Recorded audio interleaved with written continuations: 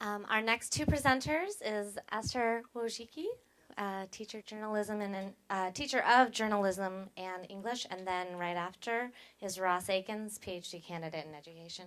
Thank you. Thank you very much. I'm very happy to be here and to be part of this Bay Area Women's Conference. So I teach English and journalism at Palo Alto High School, and I'm here to talk to you about ways to create wildly successful students and children. So many of you, let's see, which way does it go? Forward? Many of you might be familiar with this building. This is Palo Alto High School, and you probably all want to know, like, what's going on behind these doors, right? You drive by, like, what are they really doing? There we are. So I believe in creativity, and this was my freshman English class, and this is part of a program that they're working on. So I've been at Palo Alto High School for about 27 years. And in that time period, when I first arrived, I was just teaching journalism to a class that had 19 kids in it. And those 19 kids produced a newspaper on a typewriter. And we used to cut out the pieces of paper, and we would paste it on a pasteboard with wax, hot wax. And we would run around the room chasing on the floor for, like, where are the headlines? Somebody lost a headline over here. So flash forward to today. Now, out of those 19 students, today I have a few more. Well, those are today's students, by the way. 500 students at Palo Alto High School, all taking media studies or journalism. And so the question is, like, how did we get there? How did we attract? I mean, why do all these people want to take, or all these kids, you know, the ones that you have a hard time talking to these days? Why do they want to take journalism? Well, you saw one of those pictures of the excitement that goes on in the class. But here we go. This is the first publication. This is the one that it's called the Campanile. There are, in that class, I have 70 kids in one class. Someone says, like, my God, what do you do with 70 kids in one class? Well, so what they do basically is they're all in groups.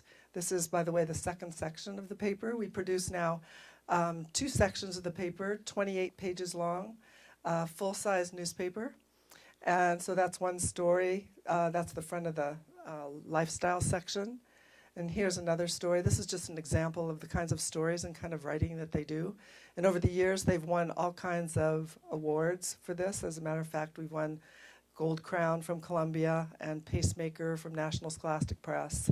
And we've won Best in California from Columbia from the California publishers.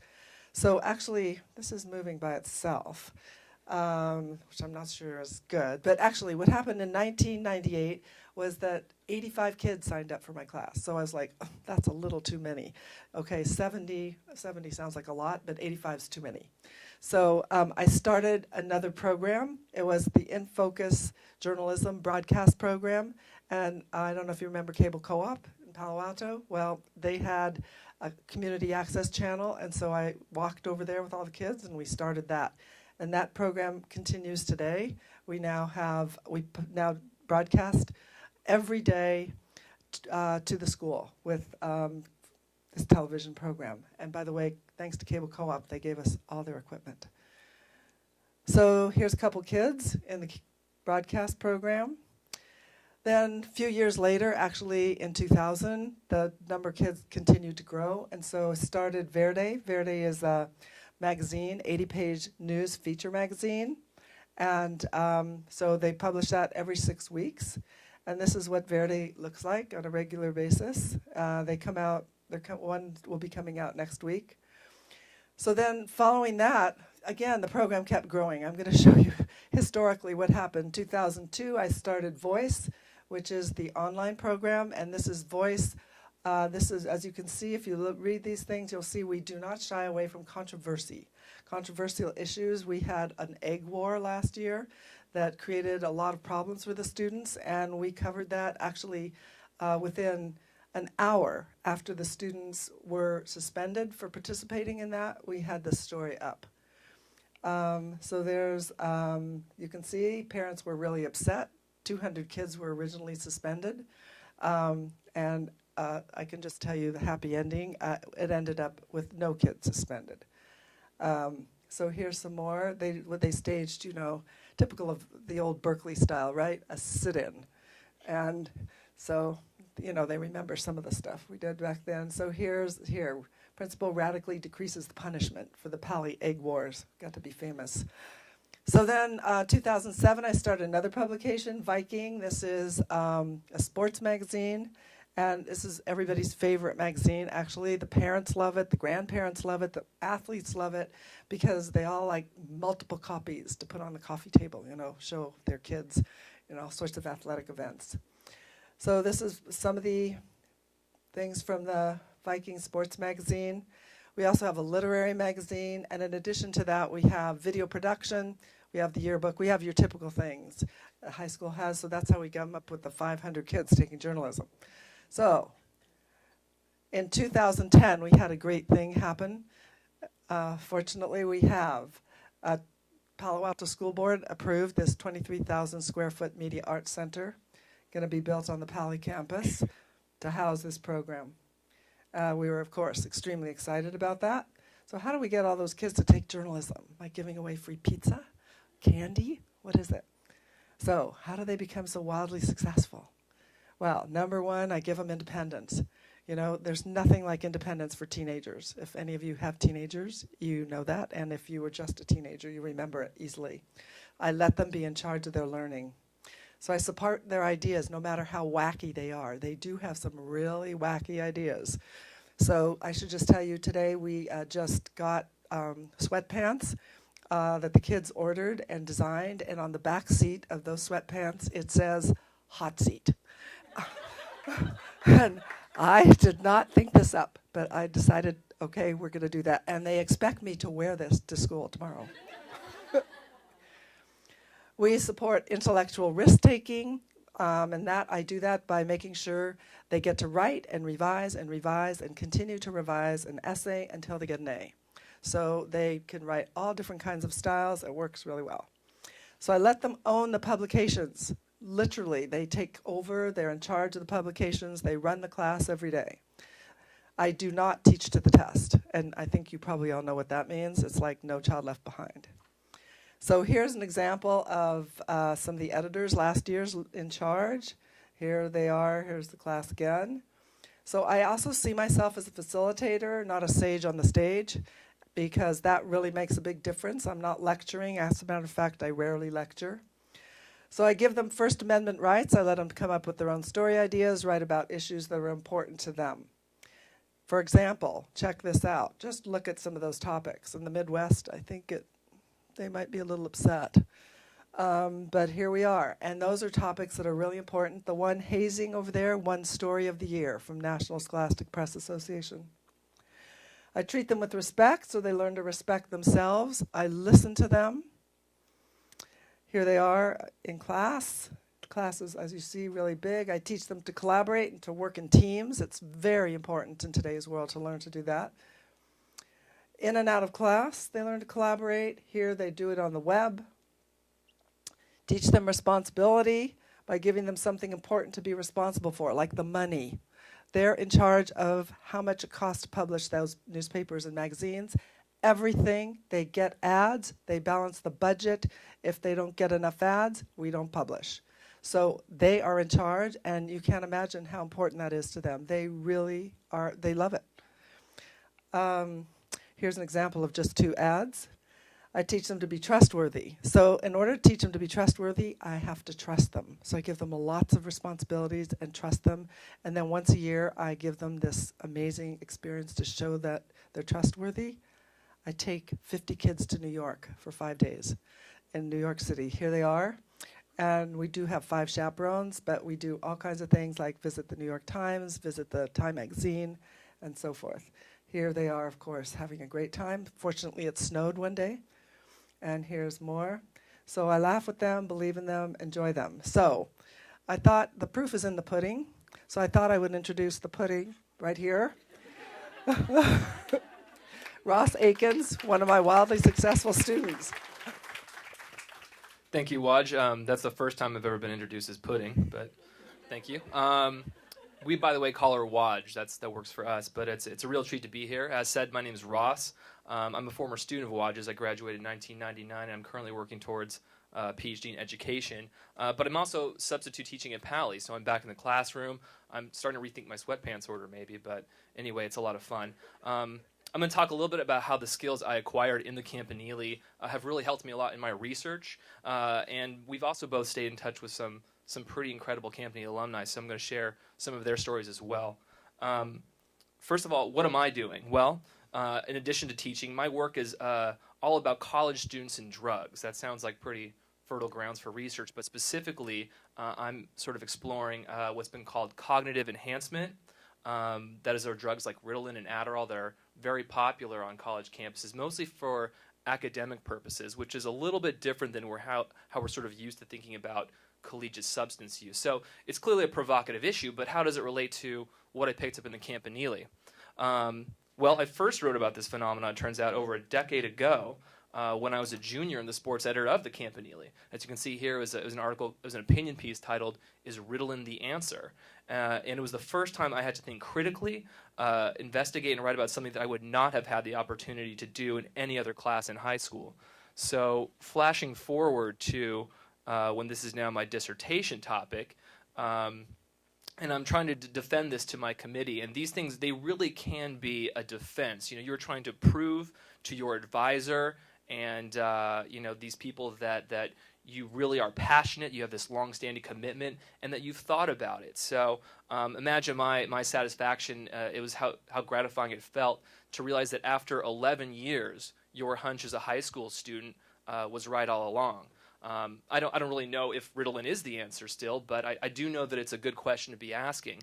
And that's a really great thing that journalism teaches you is to help ask good, focused questions. My research, for example, is qualitative, and that means that, I'm sorry this is cutting out a little bit, I'll try and speak loud, but that means that I'm actually asking questions to people sitting right in front of me. I'm not looking at a problem through numerical data. And so I know that I have to take whatever they give me, and I have to do something, I have to write something with a real point to it. I need to be sensitive so I don't burn my source, and so on. It's a very important skill. Another thing I'm going to show you here is, you can see this is a poster. Please don't try to read it. It's way too small. But this is a poster I did for a research conference, and as you can see, I decided to kind of lay it out kind of like a double-paged feature spread. It may look like a couple things you saw in some of Woj's slides. As I zoom in on some of the details, you can see that there was a fair amount of like photo manipulation, technical skills, mostly using like Adobe Creative Suite software and things like that. And that too, you just don't, or at least I didn't, get anywhere else in the high school curriculum. But these skills, of course, come in handy a lot, both in college and later on down the road. And this isn't just to academics like myself. I think a former speaker talked about the holy trinity of doctors, lawyers, educators. Just about every profession, you need to think quickly, critically, and you need to decipher what's important from what's not. And getting at the gist of a topic and communicating tightly to convey that are very important things that you pick up in journalism. And I think that, you know, as a student and as a citizen, I think I notice this more as a teacher now than myself as a student, but these are really important skills to cultivate, that sense of currency and what's news. It really fills the gap between the curriculum and our lives, and it teaches students to be interested in the world. Sometimes, of course, reporters need to summon these skills against the clock, under intense pressures, or maybe even in the midst of danger, and this is where my good friend Heath Drusen comes in. Heath was a classmate of mine who has worked as a journalist and reporter pretty much since high school. He left his most recent job at the Idaho Statesman to serve as a war correspondent. And it's always funny to go to a friend's Facebook page and see current city Baghdad. But anyway, this is Heath right here. You can see some pictures. Before that, Heath transferred from a newspaper in Baton Rouge right before Katrina struck. And most of us, and indeed probably most rational people, try to avoid constant harm. But not Heath. Heath was so bummed that he missed Katrina. And I think that that's just a fantastic quality of journalists, to be courageous and just irrational enough that whenever there's things of the public interest that you want, Heath is going to be the one to report that. It's his job. It's his duty. And I know that he felt a sense of responsibility. And it certainly is also, as you can see, exciting work. Rebecca Ryder, she graduated a little bit before my time, but in 1996 she was an editor-in-chief of the Campanile when they broke an investigative news report that uncovered financial irregularities in the Palo Alto Unified School District. It was one of the bigger stories in Campanile history. Some of you may even remember that. Anyway, Ben Hewlett wrote the news piece, and Rebecca wrote an editorial. In turn, both the Mercury and Chronicle wrote their own editorials praising the Campanile coverage and calling it an important reminder about the value of high school journalism. At the time, one of those articles said, I'm going to quote, there are fewer high school newspapers than ever before. The rising costs of newsprint and of increasingly sophisticated desktop publishing technologies have put student publications beyond the reach of many high school budgets. That was in 1996, and sadly that proclamation has come true with over 200 high school newspapers shutting down in the past decade in California alone. And this is where entrepreneurial skills have to come into play. All of Pally's publications are self-supporting, mostly due simply to students being entrepreneurial, to hustling, to getting ad revenue. And this is coming at a time where this is a major problem in major newspapers nationwide. So business and management skills may be less tangible or testable, but they are so valuable. Any sort of no less valuable than any other part of the curricula that empowers students to succeed. So, but back to Rebecca. After Pally, she got a Fulbright after college and went on to New Zealand, which you can see there. She wrote a book. She does poetry, and Woj tells me that she's gone on record to say that the Campanile was one of the most empowering classes that she took in high school. And it must be to know that you can impact such socially responsible change, even back then. Ben, by the way, is now a pilot. And then lastly, Gabriel Fasadi Bolani. I don't know if you can guess which one he is. It's like, could he be the redheaded Italian? It's like the easiest Where's Waldo ever, right?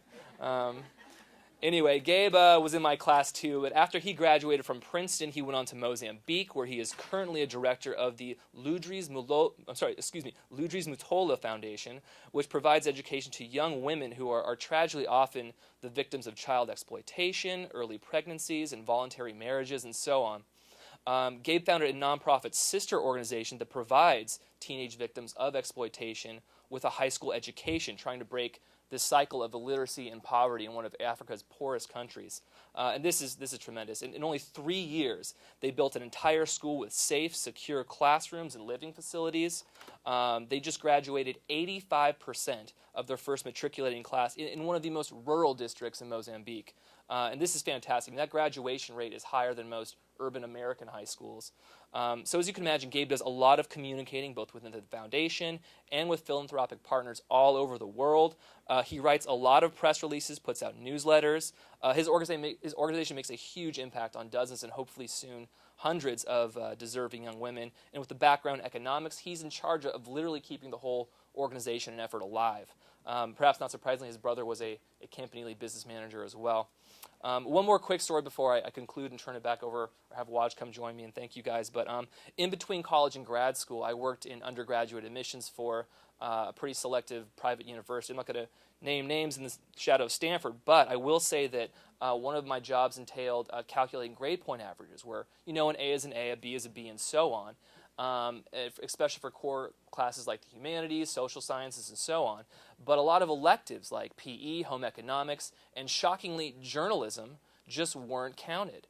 And that's just a shame, considering that Campanile is one of the most valuable, empowering, and professionally valuable classes that I and many others who you've seen and heard from took in high school. So luckily Woj is spearheading an effort to export this wonderful curriculum into high schools across the country, to have it accredited and counted. So you can learn a little bit about that more here, but that's pretty much our time. So thank you. Yeah, guys. I just wanted to say that this is something that I've been promoting just recently, and it has the curriculum for the Palo Alto High School journalism program.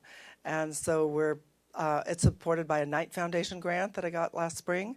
And so we're trying to get teachers all over the country to teach that type of writing in their classes and teach more collaborative writing and more giving kids more responsibility, letting them pick topics they want to write about as opposed to the typical 5-paragraph essay about the book that they didn't really want to read. So thank you very much. Thank you, guys.